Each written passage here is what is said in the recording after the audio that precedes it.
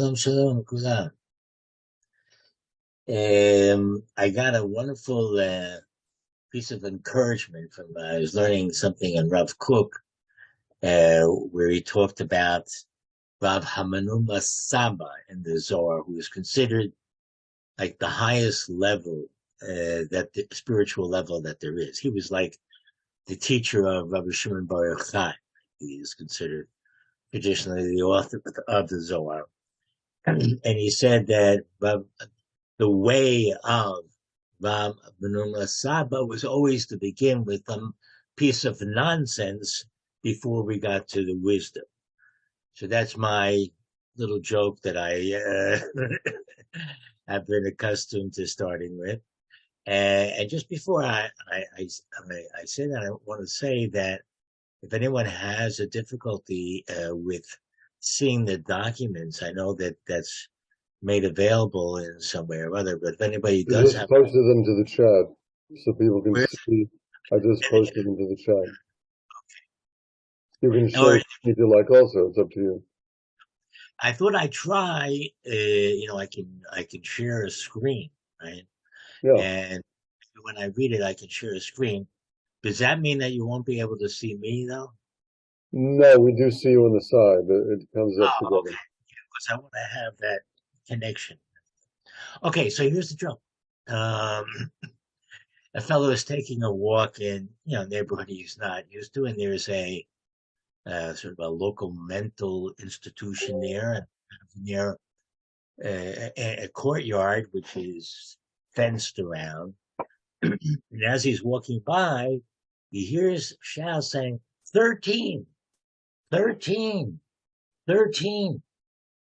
Saying, what it could be 13? Was it a bar mitzvah? What's going on? So he sees there's a little peephole in the fence, right? So he puts his eye on the hole, and as soon as he does that, someone pokes him in the eye, and then they yell, 14, 14, 14.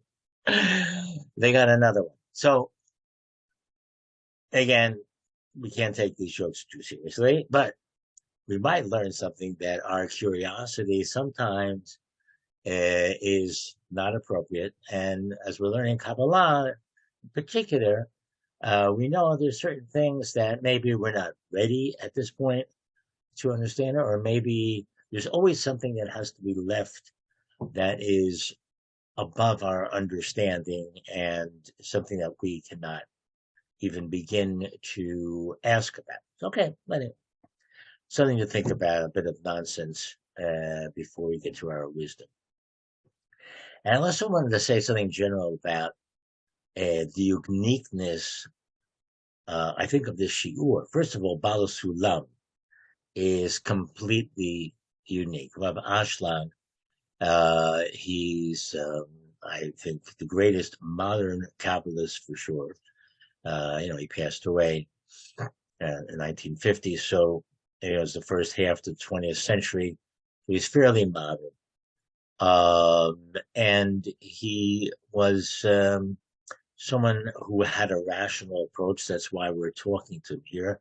Rational in the sense there was, sorry, there was no conflict with science, and rational in the sense that all the various mystical entities, angels, demons, and so on, are all states of consciousness. So we are talking about consciousness, something inward.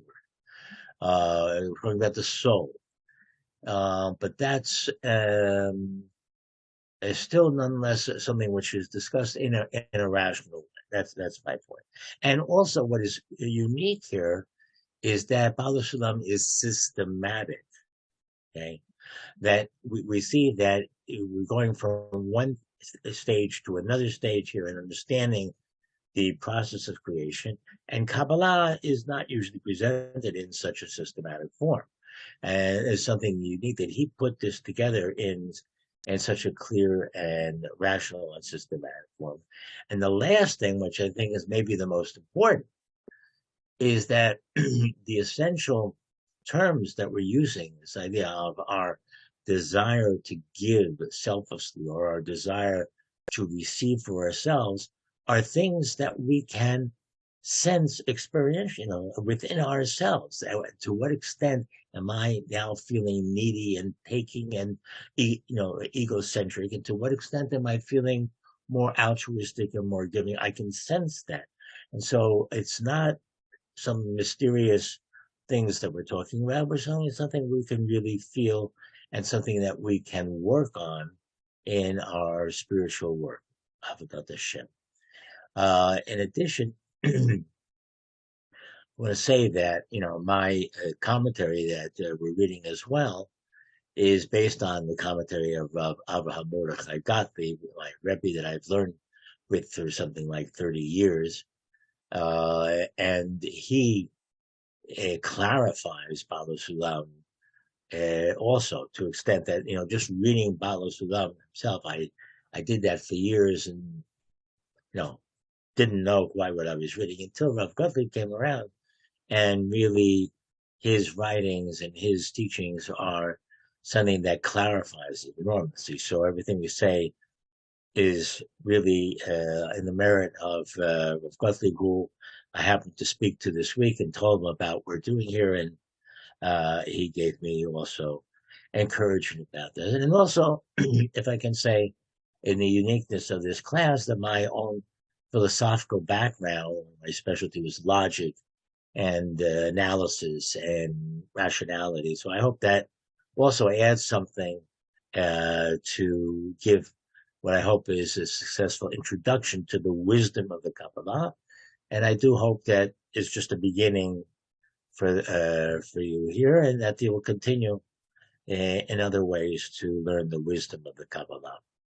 And also, maybe I should mention that there is, well-known distortions of Baal Hasulam. I'm not going to go into that negative place right now, but just that you should be wary. Not everything that's said in the name of Baal Hasulam is authentic. Some people are making a lot of money out of it, and in that way taking to themselves and just the opposite of what Baal Hasulam wants us to do. Whereas what we should be doing is using this material to do some authentic self-criticism and see, how low our spiritual level is in terms of our egocentricity, and try to reduce our receiving to only what we need and to increase our giving. That's the work. Okay, so I'm going to be beginning now section 3 in the introduction to the wisdom of the Kabbalah. And now, I've never done this before, but I want to share a screen so you can see the text here. Should be this over here. Okay. Oh yeah, I see us on the sign. Good. And here is the text in the center. Can you make it slightly bigger, Aryeh?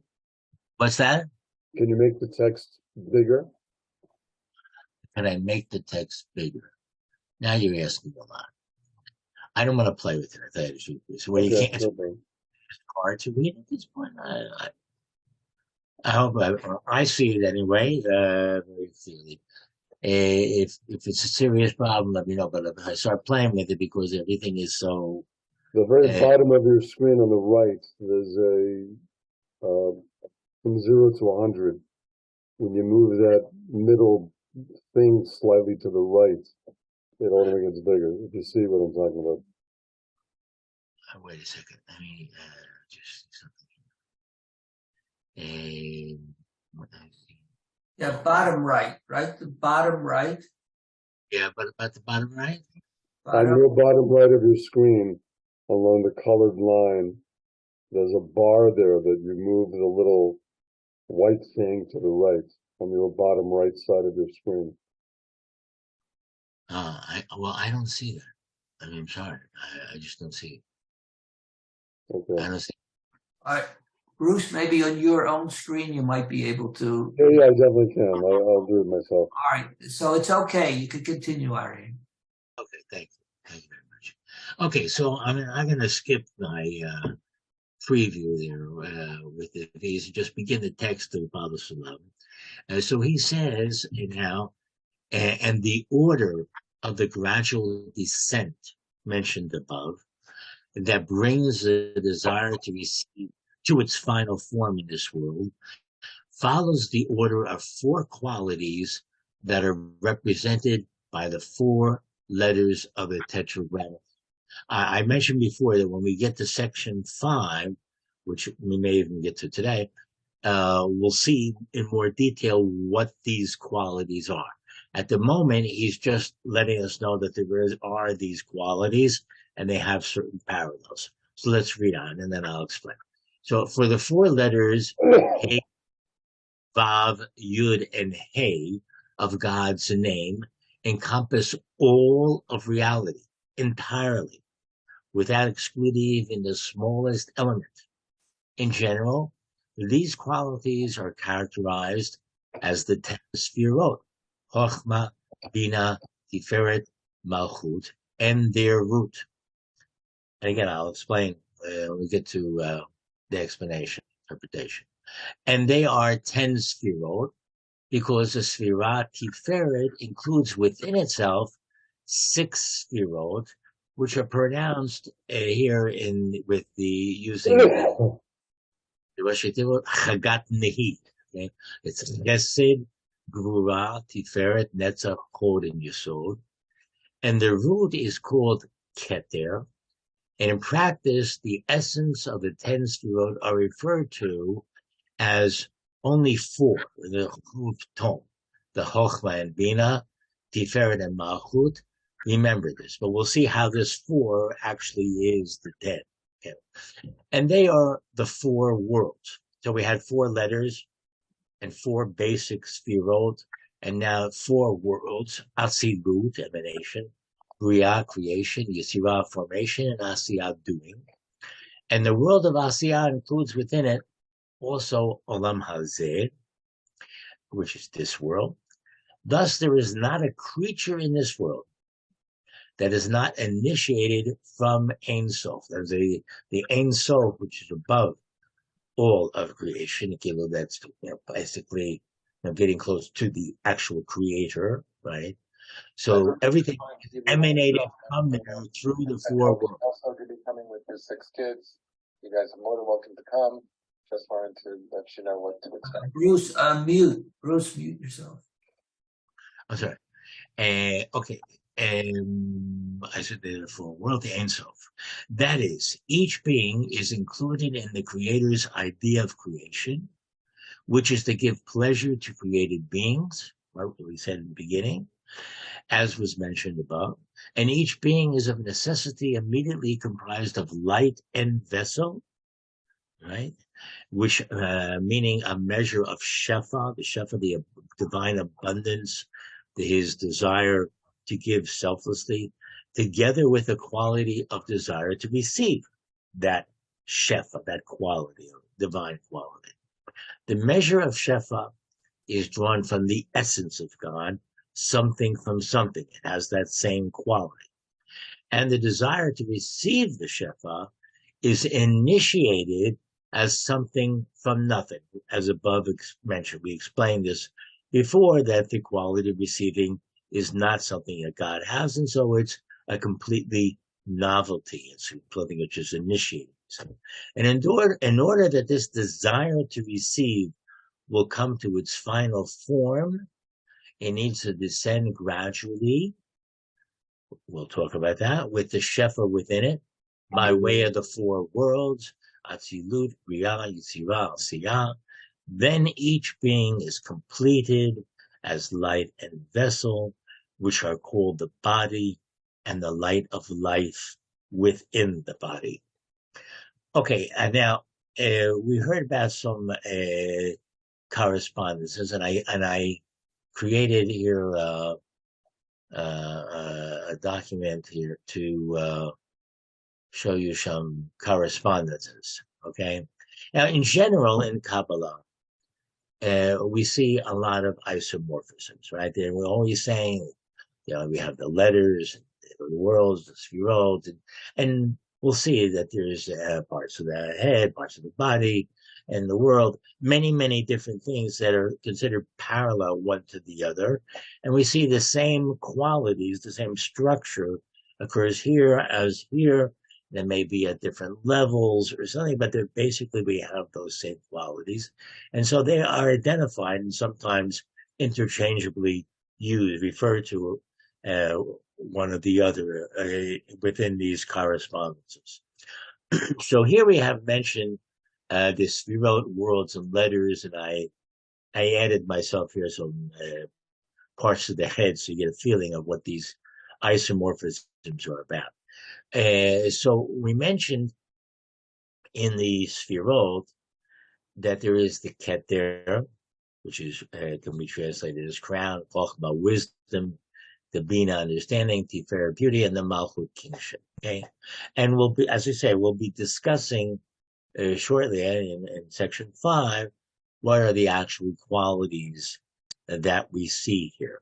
Okay, but the Keter, anyway, we can refer to as already understanding that that's the source of all.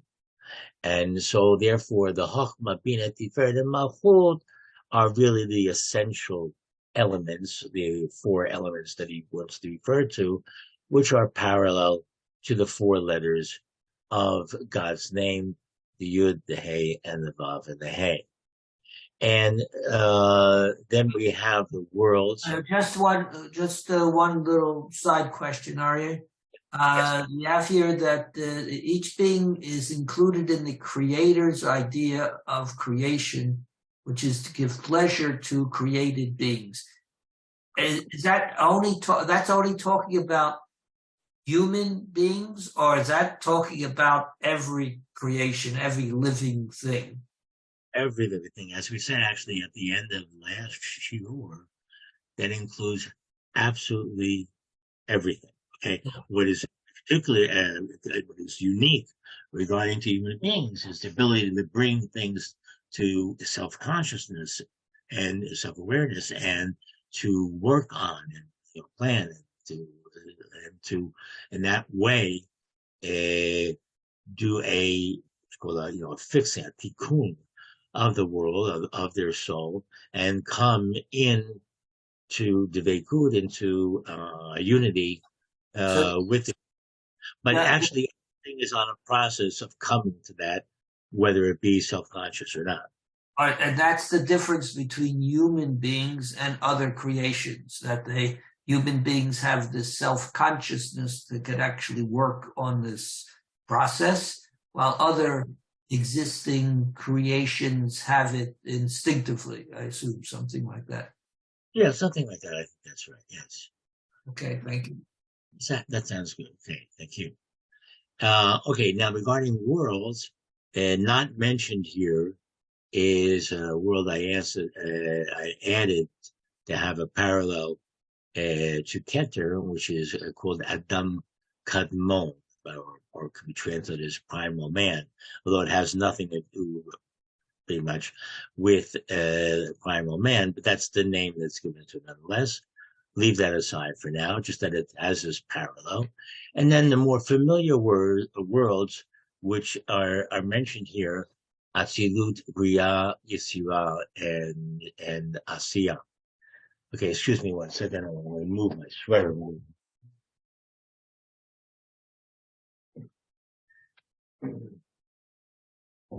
Okay, excuse me.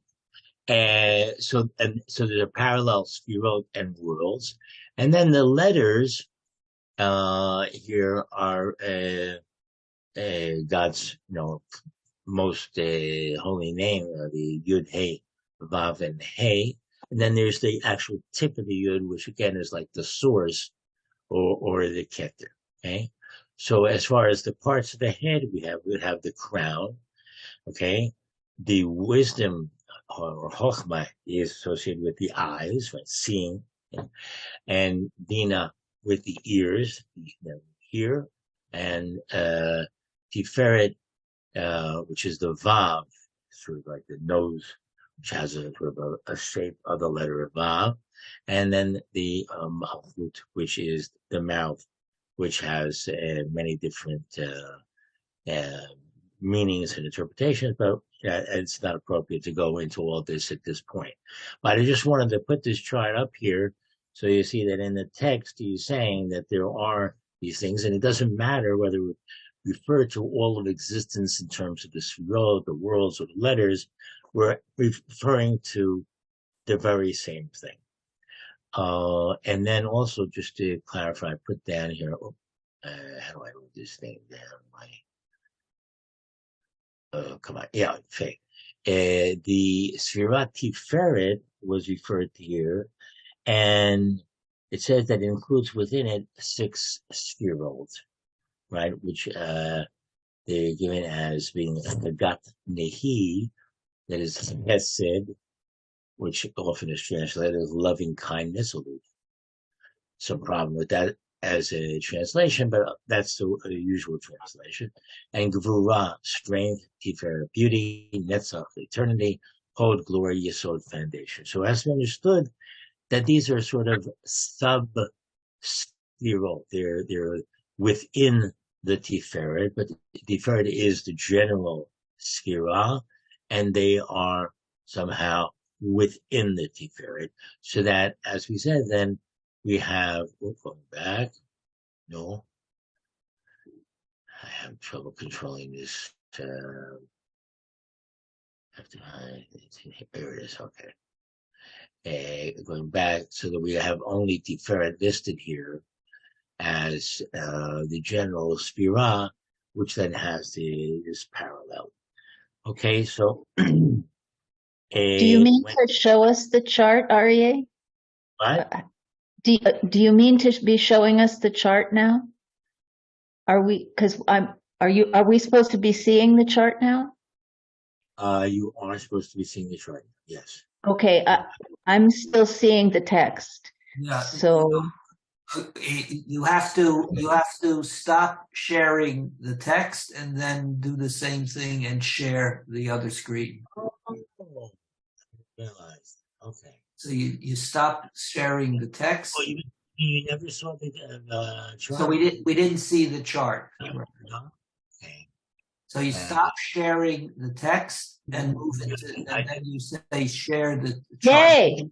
There you go. It's here. Oh, okay. I'm sorry. Every time you switch to a screen, you have to stop sharing. There's another way to do it, but the simple way: stop sharing and then go to the next stream. Share that screen. It's my first time sharing that. So I understand. We all have that problem. Okay, so I appreciate. So so here is what I was referring to as the chart. Okay, and now you can see it. And I was just mentioning that Tiferet is listed here by itself, and then there's we'll go down, and these are the sub spherot of Tiferet from Chesed into Yesod, which I read before. Okay, thank you, Susan, and thank you for explaining how to share these things.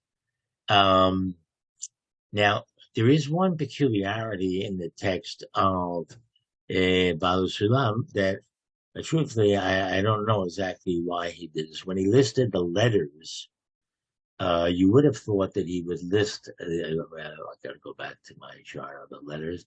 You would have thought that he would list the letters in the order that we see here from top to bottom. As the Yud, the He, the Vav, and the Hey. That's the way it appears in God's name. But he didn't do that. He said Hey, Vav, Yud, and Hey, which can be used to spell the word Havaya, which means being.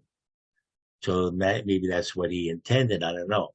But since he was talking about the letters of God's name, the Tetragrammaton, I don't know exactly why he did it, unless what he wanted to do was start from the bottom and just list the 3 letters that are different, the Hey, the Vav, and the Yud, and then mention that there's also another Hey. But for whatever reason, that's the order in which he put it, and I don't know why. And now last week already we discussed a little bit about Asiyah, the last world, as being the world of doing, world where we just do, even when we don't have the direct knowledge or experience of the presence of Hashem. We don't know therefore, maybe why we're doing what we do, but we do. We perform the mitzvot, learn the Torah, and we do that out of faith, without knowing perhaps all that we could know if we were on a higher level about why we're doing it. Okay, that's the idea of Asiyah. And as we develop spiritually, then we discover what it is that what we really want, and so that the desire to receive has a more refined quality as we get up higher in our development and we get the higher world, so to speak. And so then we recognize that what we truly want is what God wants. As we said, is the idea of creation, to share this quality of divinity with all of his creation, that quality being the selfless giving. Now,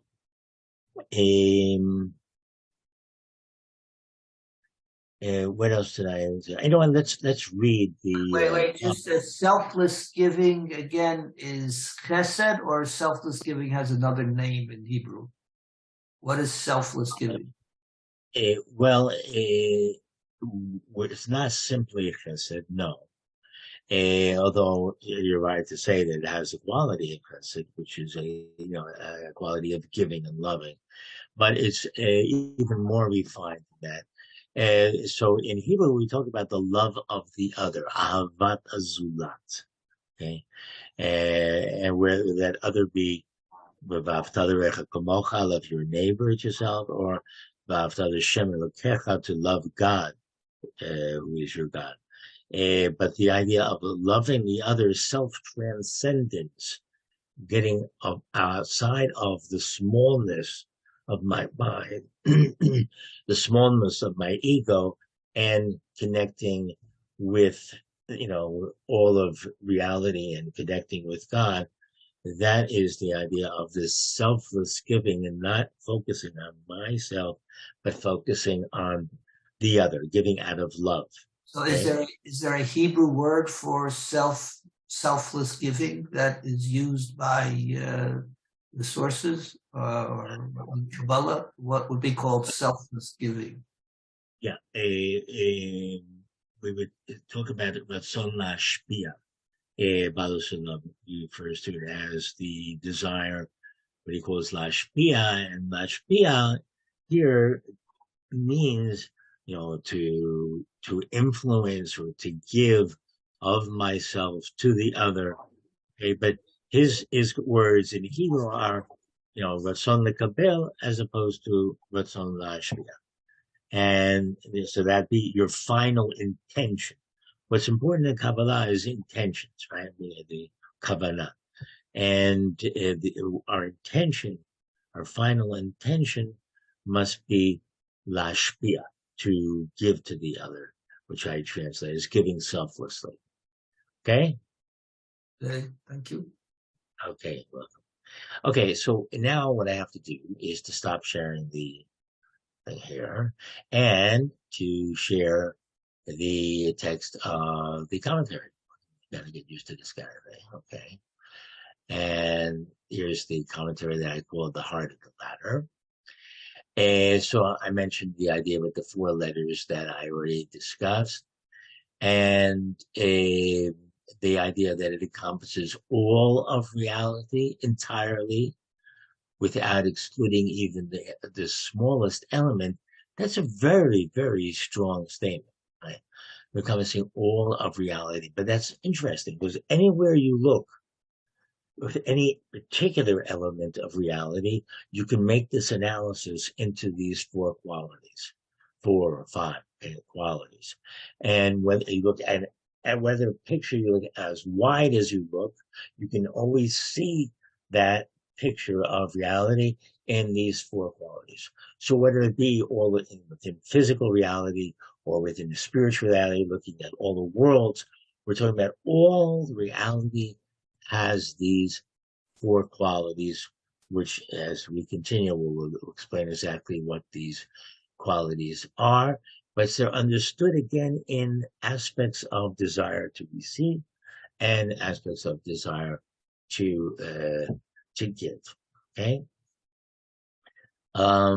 So he says here that the essence of the 10 sefirot referred to as Hoftom. And I've already given you the chart, actually, which says what it says here in the text, the correspondence between the letters and the sefirot, and the 6 sefirot within Tiferet. So we can skip through that. I did it with the chart, and also here how to line up the sefirot. And now we said we're talking about different spiritual levels. So I just repeat here that a spiritual level means a level of experiencing God, right? We're saying that as we go down the levels, there'll be less of an experience of God. And it should be kept in mind that the spiritual worlds are not, of course, places in any physical space, but rather we can see them as states of consciousness, at least in terms of their inner aspect, okay? And the 4 worlds are the 4 main levels of experiencing God. And why are they called worlds? As we mentioned before, the word for world is olam, which has as its root the meaning of being hidden, like lalim, to hide. And the worlds are called olam because the light of God is progressively hidden in them. Right? In Atzilut, the light shines strongly. In Bria, less revealed. In Yetzirah, even less. In Asiyah, minimally. Okay, and the same thing can be said about the sefirot, right? So if I start with Chokhmah, and we have greater light, and as we go down into Bina, Tiferet, and Malchut, there'll be less and less light, less and less shefa there, and more the desire to receive. Okay? And the world of Asiyah, which is the lowest world, then includes within it what we refer to as this world, which still nonetheless is a spiritual quality. We refer to this world, referring to that world in which God is seemingly not present, right? We didn't just have the desire to receive for ourselves, and we don't have this sense of the desire of selfless giving. We don't sense that at all. It may be available, but then as we become more in touch with that, then we'll be going up into higher levels. Wait, let me just get that clear. The desire to receive is not part of the chain of emanation from Hashem. It's not part of anything you just described. It's an independent entity that we're created with, but is not part of the Ein Sof to the world of Asiyah. It's not connected to this chain that we just discussed. I mean, it definitely is, as we discuss, and we'll repeat this shortly. The idea of the light and the vessel being created together. The light being that aspect of the selfless giving, and the vessel being that aspect of the desire to receive. So they're created together, and they come down together in the different worlds, and then their relative quality and quantities shift as we go down from the higher worlds to the lower worlds. But this desire to receive is the essence of creation. The moment we're talking about creation, we're talking about the desire to receive being there. That's what was initiated, something from nothing in the creation. Okay, but the awareness of it, its apparent existence, and the ability to fix that separation from the creator that it determines is something that takes place as we go down and then back up through all the worlds. Okay, so it is there. Okay, thank you, thank you for that question and clarification. So, and indeed, the statement which you also asked previously, whether there is anything that is not initiated from Ein Sof. He says everything is, right? Each being is included in the Creator's idea of creation, which is to give pleasure to creating beings. And what is this pleasure again? It takes many different forms, the pleasures that we have, that we receive, and that's all we see from the Creator. But ultimately, God's purpose is that we should come to realize that the pleasure that we really want is that pleasure that we receive when we are imitating God and giving selflessly. This, is the defining attribute of God, to the extent that we can know Him, as I say here in the commentary. Okay, and now the creating beings in this world are opposite in nature from the Creator. So they have the desire to receive. The Creator desires to give goodness and has no desire to receive at all, while the nature of created beings in this world is a desire to receive for themselves alone. This opposite nature of creation descends from the Creator in a progression of forms that approximate the nature of the Creator less and less. Okay, that's what I was explaining. And more approach the nature of the created beings in this world.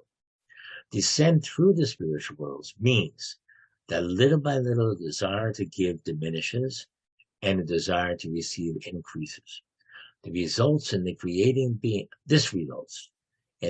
being becoming distanced, right, in nature from the Creator. Of course, again, not a physical distance, but it's a spiritual distance in terms of quality. However, this progression does not take place in time also, but rather exists timelessly within consciousness, as also it was explained in the last class. We talked about that. Now, here's a question, which I think we can discuss a little bit. Now, why does creation need to come from the Creator in a gradual progression of distance? We mentioned this a little bit previously. I say here, God can do anything. I don't know if that's quite true, but let's assume God could do this, okay? What advantage might there be that takes place within gradual stages? The answer, of course, God is able to do anything, I say, but again, I'm going to qualify that in a minute. But this progression is for our benefit. The fact that we don't just jump from total selfless giving to total self-interest, but there are stages along the way, is for our benefit. The stages are like rungs on a ladder designed for our souls to be able to ascend. The more rungs there are, the closer one rung is to the next rung, and therefore we can more easily ascend. Now, that's stated in a way which perhaps doesn't really explain it fully. So let me try to add to this what's said here, because there are no actual rungs and we're not climbing. Now, what are we referring to? The idea is that if we learn the Kabbala, we understand better these different qualities that there are in how we can integrate in different ways the desire to give and the desire to receive, and to see that there are different levels, and we can then appreciate better where we are holding and how we can move further up. And really, there are infinitely many levels. We can analyze it as much as you want, how many levels there are, and become sensitive to that. And this does get analyzed in the literature of Ashlag, and talking about the actual spiritual work of the Shem that we do. So the idea is the fact that we can see this kind of analysis of levels between ultimate divinity, which ultimately, of course, we can't really conceive, but at least as much as we can conceive it, from that ultimate divinity to our complete material existence. We see all those levels, then we understand better what our spiritual work can be. Okay, and I hope that is clear is that what the advantage is in seeing what these levels are and understanding what these levels are, which is what we're going to proceed to talk about. And just a word about the idea that God can do anything. I don't want to really actually get into this philosophical question. So Bruce, don't challenge me on this now. But there's all kinds of questions of whether or not God can do something which is, self-contradictory to do and so on. But just take the idea of the number series, right? Which, if you take the real numbers, between 1 and 2, there's certainly 1.5 fractions, right? And there's also, all kinds of real numbers, infinitely many real numbers there. Could God have created a number system that goes from 1 to 2 without any numbers in between? I don't know. I don't think so. But, it's a philosophical question. But I want to parallel it to the question here. Could God have created a world where there was no levels of reality between his divine reality and the reality in the material world? To me, it's the same question like creating a number system that doesn't have anything between 1 and 2. To my understanding, there has to be. So I wouldn't say that God could do anything in this. Actually, I would change this perhaps. There's a commentary that I wrote here, which I got from Rav Gottlieb, and say, let's not get into the issue of whether God could do it or could not do it. The question is, what's the advantage of understanding that there are indeed these different spiritual levels?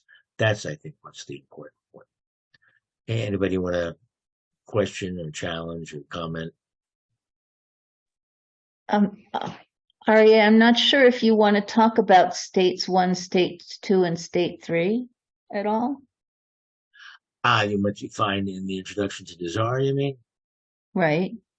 Yeah. I mean, because that addresses this issue.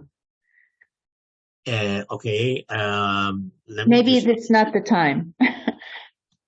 Yeah, well, I'm not sure why that addressed the issue, and I'm curious now to hear what you have to say. Let me just, if I understand what you're referring to the idea of like the state 1 being sort of the state before creation, and state 2 being the state when we have all of creation, and then state 3 being the state when we return to a state of dveikut, of unity with the Creator, when like before the creation, there was nothing but God, and similarly at the end, we see indeed that there is nothing but God. That's my interpretation of 1, 2, and 3. Am I together with you? Yeah. Well, I was just thinking that it's the idea that there is no time in the world of Kedusha, and that state 1 is the makshavat bria, the thought of creation, and that the minute it says in this Hakdama, the minute that there was the thought of creation, it existed already. It's like it happened right away, and that's state 3. But in between is a process of state 2, which is in which Olam Hazeh is included, in which our lives are included. That's to actualize it in the conditions of this reality that we inhabit. And so that sort of changes our question. Of course, Hashem could create it and have it be right away. And he did, according to Rav Ashlag. He did make it already be real. State 3 is already real. Yes. It's just not where we live. Although I think that tzaddikim, approximate, or they visit it, from time to time. Okay, But here in state 2, we don't see it. Let me apply that, because I think, forgive me, but maybe some confusion here, because if you refer to the idea of state 2 being sort of the consciousness where we're at, where there is good and there is bad, and where there is, our desire to receive and a desire to give, and we're working on that and going through all this process. If stage 2 is part of what there is, then that's what we're saying here, that has to be in some sense. But in some sense, that is not real. Because when we come to be fully enlightened, illuminated, and totally in dveikut, in unity with God, we will see indeed that we always were. And indeed, all the work that we thought we were doing and everything like that was actually just coming to the realization that everything was just wonderful. Okay. That's similar to what we talked about, the idea of all the creation being God's play, which he mentioned in one of the previous shiur. That is not something that God needs, but it's in some way that he's playing. Mentioned with the Leviathan. But again, these are difficult things, difficult concepts that can be easily misunderstood. Right? This could easily lead someone into quietism, where they think that they don't need to do work because everything is okay. It's from God's point of view, God is fine. He doesn't need anything, right? So everything is perfect. So we can just relax and enjoy it, right? That's what you might think in quietism, and it's a subtle thing to avoid that kind of mistake. So yes, I do not want to go there right now. Okay. Did try to explain that, but thank you for your comment and making clear that in some way, we're already there at the highest level. But we're looking from where we look at it honestly and seeing things from our state of consciousness, which is in some way small-minded, as opposed to a higher state of consciousness. Then we need to work. We need to go through these stages, and we need to learn about these stages. That's my point, in order to see how we can fix the situation of our separation from God. That's okay.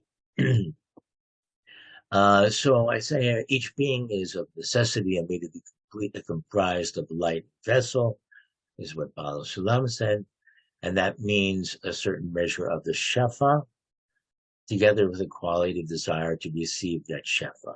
And I just asked to remind what shefa means. I don't want to translate it because that would be losing some of the connotation that it has, but it refers to revelation of God, right? It's sometimes referred to as the light of God, the revelation of God, or again, this aspect, divine quality of selfless giving. That's what we're talking about when we say shefa, right? Or when we talk about light. It's going to be, like in some way tiring to repeat that again and again. So I hope that you can absorb that when we say light, that's what we're referring to. We say vessel, referring to the desire to receive. Okay. So similarly, in the next quote, then each being is completed as light and vessel. Okay. Aryeh is light and vessel in each being, which are called the body and the light of life within the body. Okay. And I think we've already mentioned also that body here does not refer to flesh and blood, but it refers to that bodily aspect of the soul, that aspect of the soul that wants to receive in order to receive. So they're called the body and the light of life within the body. That is what animates the body, what motivates the body, the intention that we get. So here the commentary says it happens specifically in this world, where there are no sparks of wanting to give, or we don't sense that. Here, the creating being only desires to receive, and is considered a true creation that is at the maximal distance in form from the Creator, and we then need to work to come close to the Creator, and then the work becomes acquiring a character similar to the Creator. The work includes the two aspects of heart and mind, which are respectively giving and believing. Now, so I want to, stop here and say something about these two aspects of heart and mind, this giving and what I call believing or faith. One of the wonderful things about Baal Hasulam is that we see that what we need to work on is our desire to receive, desire to take things for ourselves. And that's it. Whereas instead of looking at all the different prohibitions that there are and all the different prescriptions that there are, that I'm not supposed to look at certain things, I'm not supposed to eat certain things, and I'm not supposed to do work on Shabbat, and all these different things that I'm not supposed to do, and all the things that I am supposed to do in order to heal myself. I understand that all those things I need to do, that's true, but the intention behind them, the essence of the whole idea, is to heal this one problem that I have, that I want to take for myself. And I see all those different prohibitions and all those prescriptions in terms of that one issue that I need to handle. That's a real clarification about what my intention needs to be in my spiritual work. Okay. And now what we're saying is that that one intention can be divided into two branches. Okay. And the branch of the heart and the mind. That is and let me see, I wrote it down here, the different qualities of these things in my nose.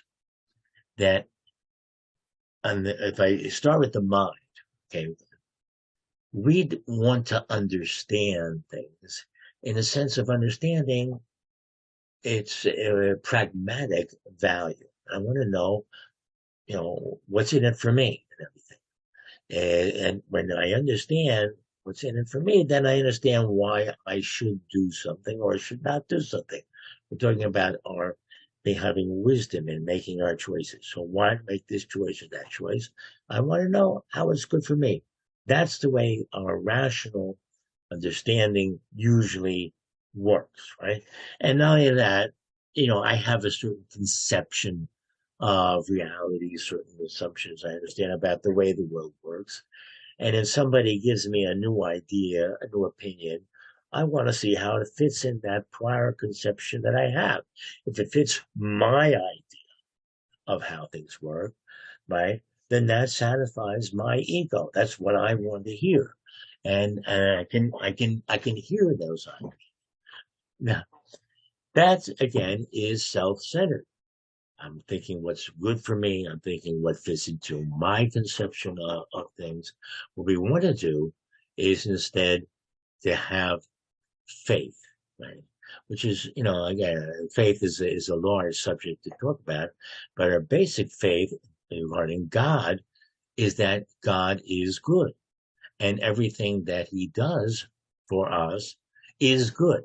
We may not see it as good because it may not necessarily be something that our body likes, right? We may be difficult to do the work that we're supposed to do, or be unpleasant for us to avoid the things that we're supposed to avoid. Life doesn't seem. Can you define good? Wait, just let me finish one more, few more words. But I want to say that it's always good for the soul. Now go, Bruce. What do you want to say? Can you define what you mean by the word good? No, this is not a philosophy. Yes, except to say that, of course, that as we go up in our levels of reality, get closer and closer to God, then we're getting more and more and more goodness. Okay, so it ultimately has a quality of being close to God. God is by definition good, is by definition perfect. So what shares of that quality, divine quality of goodness, that is what is good. Okay. Here in particular, we're putting our finger on the idea of the faith in God, and also the other aspect, that's the aspect of the mind or the brain. And then there's the aspect of the heart, of the giving, where we, again, don't want to make ourselves important, but we want to make the other be important. We want to transcend our ego. So that both these aspects, whether it be the mind or the heart, are really the same things, whether or not we're important or ultimately God is important. And what we're claiming here is that ultimately God is important, and recognizing that, incorporating that totally in our being was what give us both the faith and the ability to transcend our desire to receive for ourselves. So it's basically the same kind of spiritual work that we're doing. Okay, I actually let me see if I can just share something else, and that I did over here on the top of my chart. You see this emblem I made here to sort of express what I see as the approach of Baal Hasulam, as I interpret it. So we see here that we have the heart, and around it is, looking from above, the two We don't halves. see it. We don't see it yet. You have to. Oh, you don't see? Oh, I didn't share it. Oh, Right. Share and click. oh, okay, yeah, okay, thank you. I'm just again, I gotta get used to it. I'm looking at it, but I didn't realize it much here. Okay, and there. Ah, did I share it? Good. You see it? Now, so you see here the heart in the center, okay? And then it has the two halves of the brain, like looking from above. So you have sort of integration of the heart and the brain, and it's all within the Magen David, and even within the Yahadut, okay? And then there's two circles. There's a blue and then there's a yellow, which refer to different aspects of light, which I will be talking about as we go on, the inner light and the encompassing light. And then there's also, if you look carefully, these are like rungs of a ladder. So I refer to this as the heart of the ladder. Okay? You have the heart in the center and the ladder. So to sort of express this idea that we need to work with both these two branches of spiritual work, whether it be emunah, the faith, and which is basically a faith in the Torah, which is an expression of God's will, and how our sages have interpreted that, in the whole tradition, which ultimately comes to the idea of faith, that if we follow this Torah that God has given us, then we will indeed be closer to God, and recognize that God is good, and that everything that he does for us is really for our good, whether or not we initially see that or not. And that is ultimate faith. Okay? So God is good and he does good. In Hebrew, atov metiv. Okay? And as far as working with our heart, that, instead of being only looking for pleasure and self-interest in all the different forms, whether it be sensual or intellectual, or whether we have certain power, we want honor, all the different things we want to get, and we get pleasure from getting that.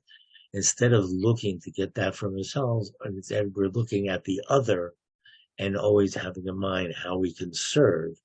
And there will be pleasure that we'll get from doing that, but that's not what we're after. So our intention is not to serve ourselves, but to serve others. And because what we really want to do is to serve God.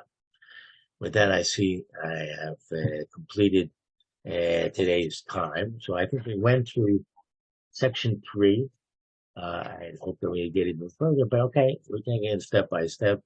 And next time 4, and then we'll get to 5 pretty quickly, which will put more flesh onto this idea of the different levels and the qualities that they have, and what are these different levels in particular. So I thank you for this hour.